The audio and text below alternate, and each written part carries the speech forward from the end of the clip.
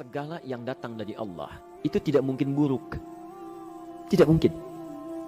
Kenapa kita diminta untuk taat dengan mutlak? Karena segala yang datang dari Allah pasti baik. Ya, pasti baik. Karena Allah menurunkan segala maslahat sesuai kebutuhan kita.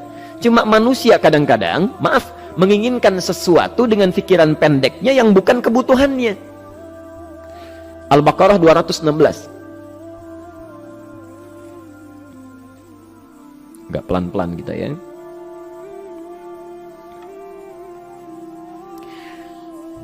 Bapak Ibu kalau diminta milih, pilih motor, pilih mobil.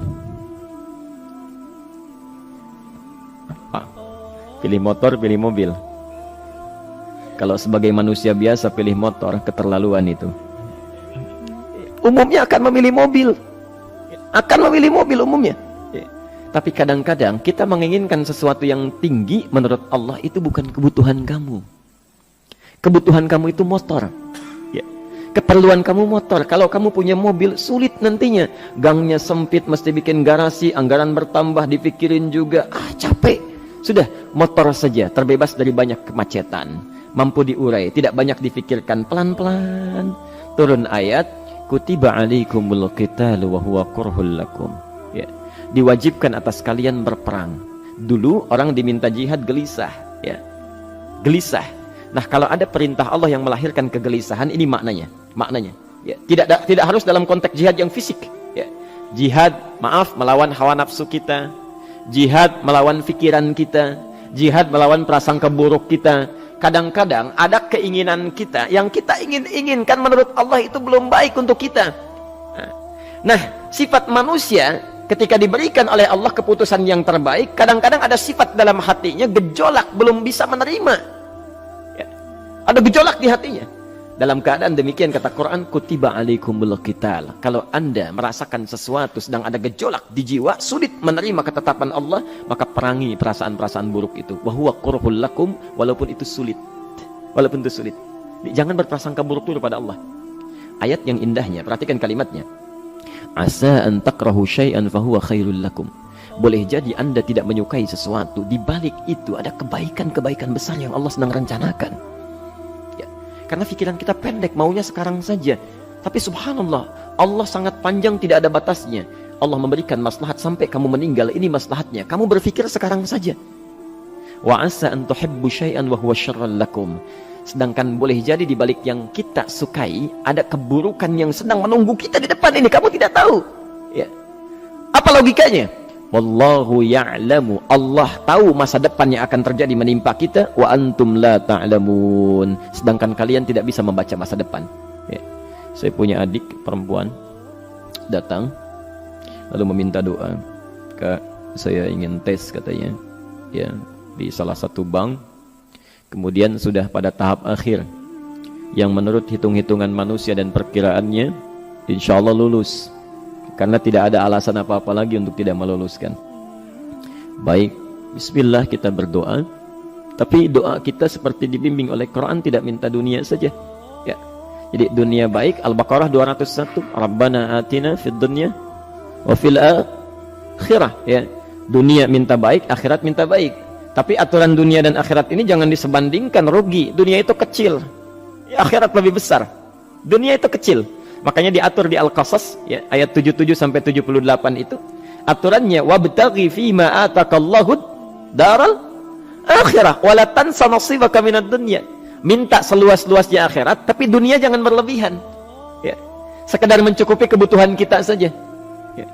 Pakaian, Bapak Ibu sekalian, ya, kita beli pakaian sesuai kebutuhan saja, jangan berlebihan. Ya. Cukup ketika kita akan sholat, layak, indah dalam pandangan Allah. Ketika kita akan bermuamalah, bagus, tidak mengecewakan orang lain, sudah. Maka waktu selebihnya, ketika kita mencari sesuai kebutuhan, waktu selebihnya bisa digunakan untuk memperbanyak ibadah. Tidak banyak energi terbuang, uang juga terbuang, tenaga juga terbuang. Bayangkan kalau keinginannya macam-macam. Wah, ingin baju terbaru, ingin tasnya Hermes, mereknya dari Paris, sekarang juga mesti dibeli. Wah, uangnya sudah 400 juta keluar, tenaga mesti keluar, beli tiketnya macam-macam dan sebagainya. Habis waktu untuk mengejar dunia, ibadah tertinggalkan. Di rumusnya dunia itu secukupnya saja. Nah, yang paling menarik, Kita doakan supaya Allah memberikan kebaikan dunia dan akhiratnya yang paling utama. Maka datanglah dengan lesu mengatakan, saya tidak lulus katanya. Kenapa? Saya bilang, saya tidak tahu, saya sudah berusaha. Tapi konon kabarnya, saingan saya adalah anak salah satu pejabat. Masya Allah. Saya bilang, kamu jangan bersedih.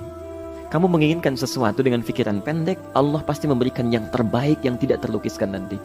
Subhanallah. Pekan beberapa hari setelah itu, muncul berita, ternyata dia diterima di bank syariah. Dia menginginkan sesuatu yang diinginkan, Allah menginginkan lebih dari apa yang dia harapkan. Dikasih bank syariah, di situ terjaga, meningkat keagamaannya, terjaga hijabnya, segalanya, dan disitulah kemudian diarahkan untuk menemukan jodohnya. Masya Allah. Dia berpikir saat itu Allah merencanakan masa depannya. Ya. Jadi apa yang Allah sudah rencanakan pasti baik, Pak, Bu. Jadi tadi dari salat subuh yang pertama kali ingin disampaikan adalah, coba dilihat sampai subuh ini, adakah aturan Allah dan Rasulnya yang sampai subuh ini pernah kita langgar, pernah kita ragukan? Barangkali itu yang membuat kehidupan kita sulit. Ya. Allah, Rasul membuat aturan. Dan ada 4 tipikal orang, ya, 4 tipikal orang bila dihubungkan dengan aturan yang Allah dan Rasul sudah buat itu. 1, ada yang ikut aturan. Maka orang seperti ini kata Quran, yuridullahu bikumul yusra wala yuridu bikumul usra. Al-Baqarah 185. Allah menginginkan kemudahan, tidak menghendaki kesulitan dalam hidupmu. Ya. Maka dibuat aturan, yang ikut aturan Allah pasti mudah hidupnya. Ya, pasti mudah hidupnya. Ya. Rizkinya mudah, hidupnya mudah, nyaman, enak. Ya. 1, ada yang ikut aturan. Yang kedua, ada yang keluar aturan. Ya. Ini pasti repot. Pasti repot. Di awal-awal seperti menyenangkan, ujung-ujungnya repot. Allah bilang, jujur, jangan berdusta. Kalau dusta celaka. Wailul lil mukadzibin. Celaka bagi para pendusta. Dia keluar aturan, dia berdusta. Awal-awal memang nikmat. Besok. Ya. Pak, ini amplop siapa ya? Ya. Maaf Pak, ini amplop. Memang ini khusus Pak, anggaran tertentu tidak ada kaitan dengan proyek ini. Padahal ada kaitan dengan proyek, dia sisihkan untuk kepentingan pribadinya. Bohong. Saat itu merasakan enak dapat tambahan, besok-besok dikejar-kejar sama aparat kepolisian. Ya. Celaka. Wail, itu sudah keluar aturan pasti celaka. Ya. Subhanallah. Jadi ada orang kedua keluar aturan. Yang ketiga bikin aturan sendiri. Dikasih aturan, dia bikin aturan sendiri.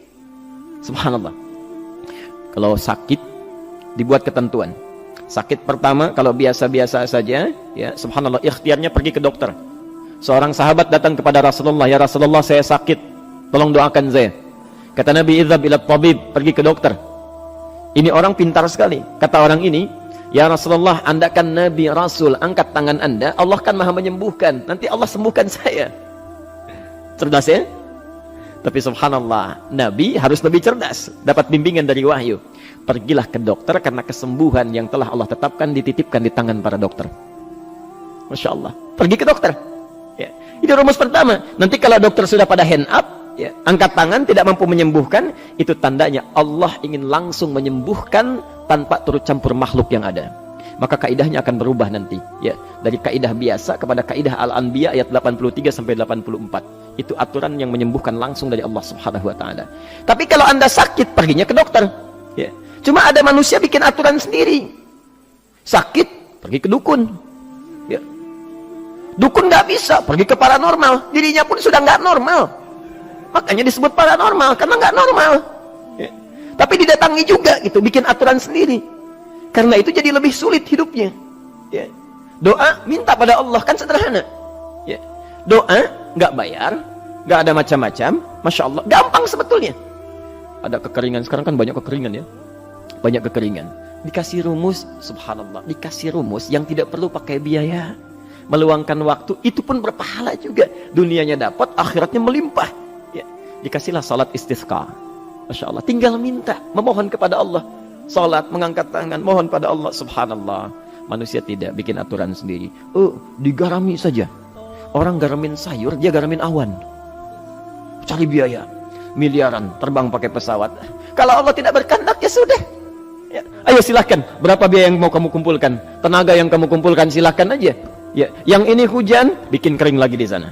Sana hujan, bikin kering lagi di sana. Mau sampai kapan? Dikasih yang gratis tinggal muncul. Cuma manusia bikin aturan sendiri, ya susah hidupnya. Itu yang ketiga. Yang keempat, ada orang nggak mau diatur. Allah bikin aturan, dia nggak mau diatur. Ya, Masya Allah. Ini yang luar biasa. Inilah yang fasik. Fasik itu keluar dari aturan, menyimpang, tidak mau diatur dia. Ya, tidak mau diatur. Karena itu Bapak Ibu sekalian, dari ayat yang pertama ini, ya, mari kita evaluasi sampai dengan hari ini subuh.